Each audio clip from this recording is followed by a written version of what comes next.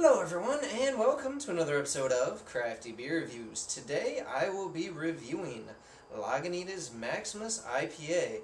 And as you guys can see, I have got a growler in front of me, so it is going to be a good evening. Oh yeah.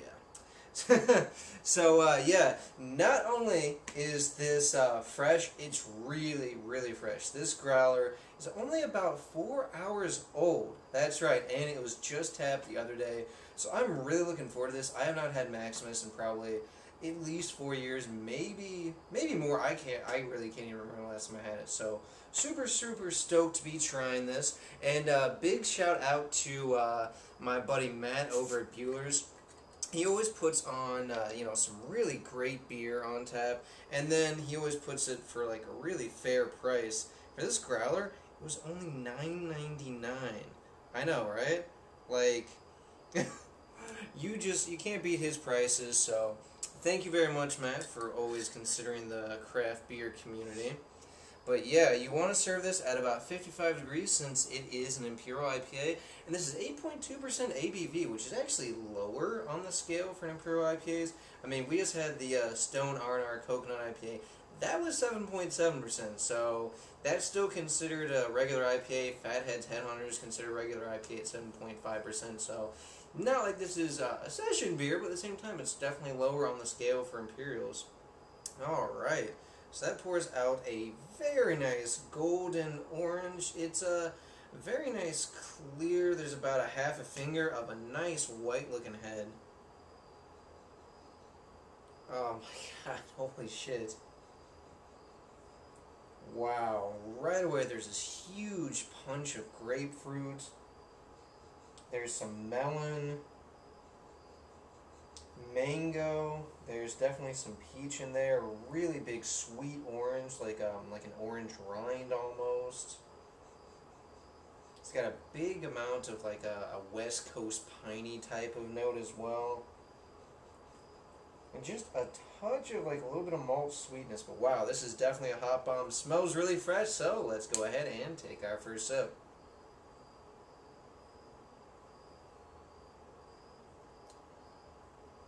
Oh, wow. Just like in the nose, the first thing I get is this really big, kind of bittersweet grapefruit. There's definitely a lot of peach, there's that mango, a lot of sweet orange in there as well.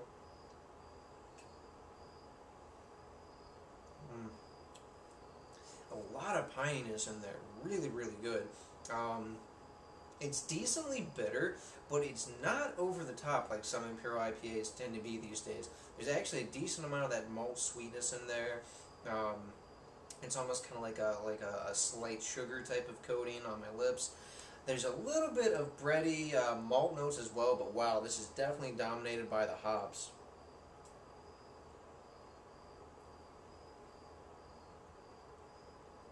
It's got a nice medium body. It has a very crisp, clean mouthfeel. Dries out really nice on the back end too. Wow.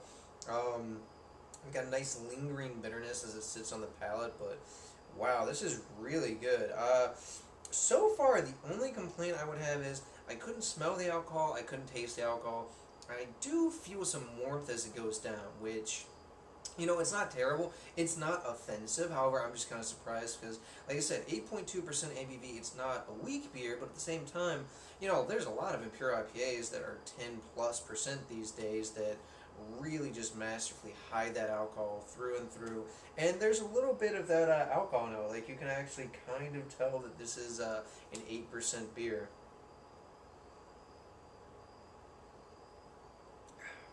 Wow. That being said, though, this is a major hop bomb. You know, you get the melon, the mango, that peach, the orange, the grapefruit, the pininess. You get a little bit of that sweetness. The bready malt kind of helps balance things out on the back end. Super easy to drink, very tasty. This is just a great beer. Lagunitas always seems to knock it out of the park. And by the way, they're always cheap. Like, seriously, how do they make such good beer and charge so little when we have certain breweries, I'm not going to name any names, but certain ones that just, like, overcharge the shit out of everything. So, just very impressive, and, another reason to support Lagunitas. So, as far as a rating, guys, For this one, I'm going with a 9.3 out of 10. I'm really impressed with this. This is a fantastic beer, a great Imperial IPA. If you guys haven't had this, or you haven't had it fresh in a while, pick this up. You will not be disappointed. Alright, so for my musical recommendation tonight, I'm going with a slight play on words. I want you guys to check out a band by the name of Rage Against the Machine, and I want you to check out their debut album, which is their self-titled. It came out in 1992. They're kind of the pioneers of rap rock, you know. They really did some like heavy shit, but they had like the, you know, rap vocals from Zach De La Rocha, and they're kind of just the typical, like, if you ever been pissed off, that's kind of what you listen to. So yeah, and they're also a band that you want to maximize the volume.